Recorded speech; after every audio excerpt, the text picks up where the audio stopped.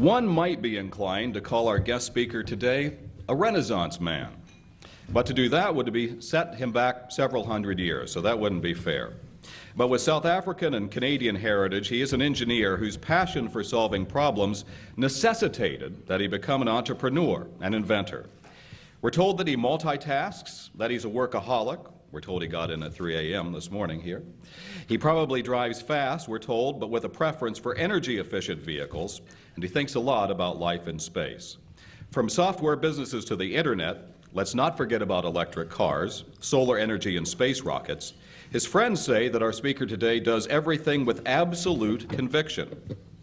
Even when he believes in something, he is unstoppable. He has said that if he thinks the stakes are important enough, he'll do it, whether the odds of success are high or low. In February, Forbes magazine ranked him as one of the nation's 20 most powerful CEOs 40 and under.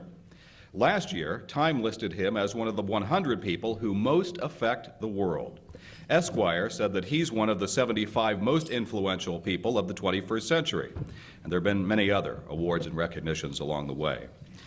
He bought his first computer at the age of 10. He taught himself how to program that, and by the age of 12, he sold his first commercial software, a space game for the Commodore 64 platform, for about $500. At age 17 in 1988, he left his native South Africa for Western Canada to live and work with his mother's family. In 1992, he won a scholarship to the University of Pennsylvania, where he received an undergraduate degree in business from the Wharton School. He got a second bachelor's degree in physics. He headed to Stanford in a graduate program in applied physics and material science. A goal was to create ultracapacitors with enough energy to power electric cars.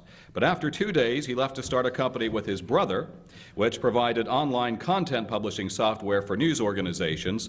And ka-ching, in 1999, Alta Vista acquired that for about $341 million.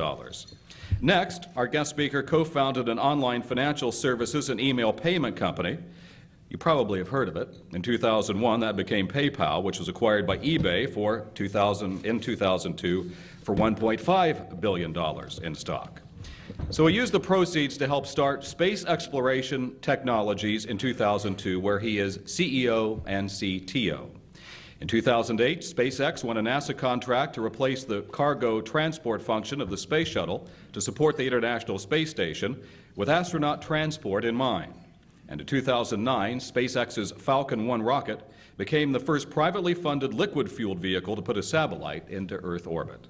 He is known as an original investor, chairman of the board, and eventual head of product design at Tesla Motors, where he led design of the all-electric Tesla Roadster. Today, Tesla also sells electric powertrain systems to Daimler and Toyota. He is the primary investor and non-executive chairman of Solar City.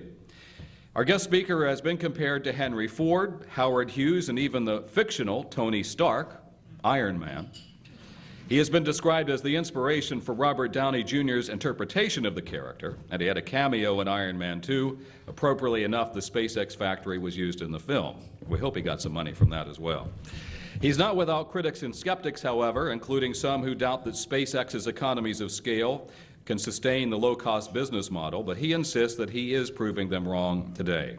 So the founder of PayPal, the world's largest internet payment system, CEO and product architect at Tesla Motors, manufacturer of the all-electric Tesla Roadster automobile and Model S sedan, and non-executive chairman of Solar City, a leading provider of solar power systems in the U.S., is here today, and we're grateful for that, to talk about the future of human spaceflight as head of SpaceX, developer of rockets and vehicles for missions to Earth orbit and beyond.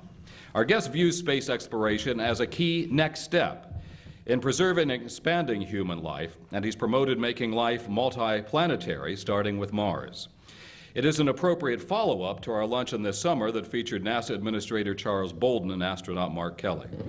All of this serving as proof that you do not need to be a rocket scientist to be a National Press Club luncheon speaker, but it helps. Please give a warm National Press Club welcome to one of the most interesting personalities and entrepreneurs of our day, Mr. Elon Musk.